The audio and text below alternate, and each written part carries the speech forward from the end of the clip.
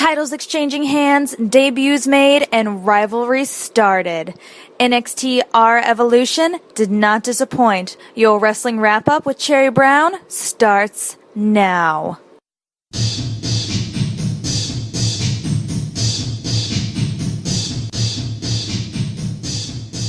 Well, hello, ladies and gentlemen. What an epic night.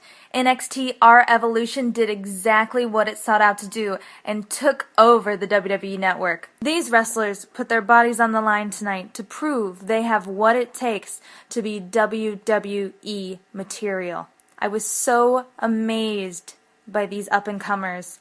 They really show that the future is bright. First up, we had Kevin Owens making his debut. He's been waiting 14 years. He has watched people he's fought pass him by and come up into NXT Raw championships over and over again. He has something to prove.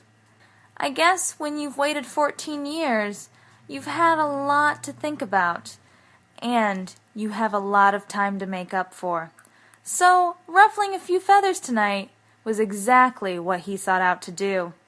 Fighting CJ Parker wasn't easy for him, but it wasn't hard. CJ Parker came out with his environmental sign that said, "My fight matters," or something like that. As soon as the bell rang, Kevin came right at CJ, and CJ never saw it coming, throwing a shoulder into him again and again. Owens went one step further, with destroying the sign of CJ Parker's, and then proceeding to fly over the top rope. I have to do a little foreshadowing tonight about the show. There is a drastic amount of high-flying action. I think that almost every wrestler tonight at one point flung themselves over the top ropes or through the ropes to the outside of the ring. CJ landing a brutal palm strike instantly made Owens bleed. Owens ended up pinning CJ after a hardcore powerbomb that knocked the wind out of Parker. People say looks can be deceiving, but I'm here to tell you, Owens is definitely someone not to mess with, and I look forward to seeing him prove himself in the NXT ring. Next up was the NXT Tag Team match, was the Lucha Dragons versus the Vaudevillains. Now, I have a soft spot for the Vaudevillains because of their wacky and brute-like nature. However, the Lucha Dragons' high-flying, acrobatic, amazing tag team action just can't be beat, and they showed it again tonight. Although the Vaudevillains did have a little bit of up on them in the middle of the match by keeping them grounded, but I don't know if they'll be able to actually ever beat the high-flying Luchas. We move on to a match that was short and sweet, much like every match that Baron Corbin is in. 22 seconds was the record, and this one, I have to say, beat that record. So congratulations to you, Ty Dillinger, for being able to stay in the ring the longest with Corbin. However, you still lost. Corbin definitely destroyed Dillinger. He was having a great stare down with Bull Dempsey, who decided to post himself up into the audience as a little bit of a warning to Corbin. I don't know if Corbin and Dempsey's match is really going to be something spectacular, but I'm hoping that Dempsey will be able to at least stay in the ring longer than the 30 seconds that Dillinger was in. The Ascension's Victor and Connor versus Hideo Itami and Finn Balor. The Ascension has been a very big brute to Itami and has ganged up on him on a 2-on-1 on many occasions. Hito being able to find a friend in Finn has been the perfect team-up. Finn came out sporting an amazing new entrance. It kind of was a little bit gold dust mixed with The Undertaker. I don't know, you decide. But the entrance was one hell of an idea. The war paint that he was wearing was almost something primal and vicious, with teeth sporting from his neck, and sharp teeth knee pads even to go with it. I have to say, hearing the crowd yell "Unleash it" as he was crawling down the ramp was the most amazing event I've seen in NXT entrance history. The fight started before the bell even rang. Hiro and Finn taking it to the Ascension, outside and inside the ring. Finally, when the bell did ring, unfortunately, when it became one-on-one, Hiro did get his ass handed to him by the Ascension. Finn gave Victor a run for his money countless times in this match. And I do have to say that that rivalry is going to be something I look forward to seeing again and again and again. There is a new force to be reckoned with. First, the Ascension loses the Tag Team Championship, and now they are losing to a new tag team. I think the Ascension has to change their approach onto these things. Roman Reigns came on and did an interview with Renee Young, saying that he hoped to be the first NXT alumni to win the WWE Championship. I have no doubt that he will get close to this, and I do hope that he returns to us safely and in full force, because, man, do we miss those brutal spears. NXT Divas Championship was one of the most catastrophically fierce fights I've seen in quite some time. Not just from the Divas, but from any wrestler. Whether it's Raw, SmackDown, NXT, you name it. Sasha Banks and Charlotte put on a show. I have seen male wrestlers fight less for the WWE Championship than I saw these two divas tonight fight for the NXT Divas Championship. They put their bodies on the lines for the NXT universe, and they did not disappoint. At first it started with them just equally exchanging blows, hair pulling, and then a lot of trash talking. But I could have expected that from two ginormous personalities as Banks and Charlotte. Finally, Sasha started playing hard, throwing Charlotte into the stairs, and, again, high-flying action outside and inside the ring. Sasha even went so far as to mock Ric Flair's dance and the famous "Woo!"